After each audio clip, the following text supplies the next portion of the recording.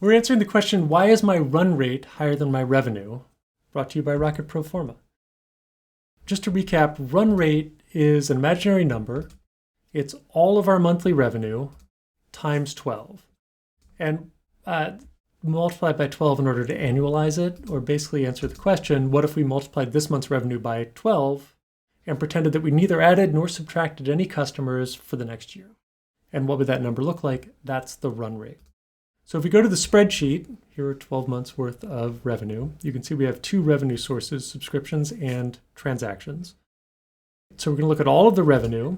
And in the last month, it's $27,000. Again, all the numbers are in thousands. $27,000.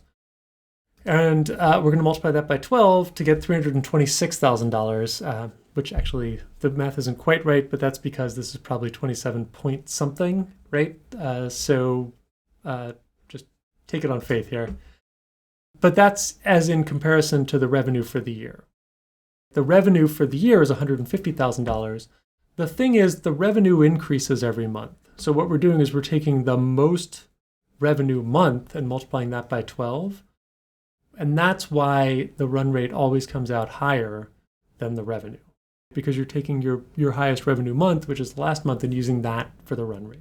So that's the answer. If the monthly revenue is $27,000, we multiply it by 12 in order to annualize it. We get $326,000. That's always going to be higher than the annual revenue, right? As long as our revenue is growing month over month. One thing I should note or remind us of is that ARR, annual recurring revenue, is different than run rate, right? So annual recurring revenue, we're talking about only the subscription revenue. Again, it's an imaginary number, but it's only the subscription revenue times 12. Again, it's answering the question, what if we just did our subscription revenue, this month's subscription revenue for the next year without adding or subtracting any customers? We would annualize it. So same spreadsheet. And here you can see the revenue from the subscriptions and from the transactions. And you can see the subscription revenue is only $18K. And so that's going to give us $216K in ARR, annual recurring revenue, versus $94,000 in subscription revenue. But that's different than the run rate, because with the run rate, we'd be looking at all of the revenue, not just the subscription revenue. So the run rate would be higher than the ARR in this model.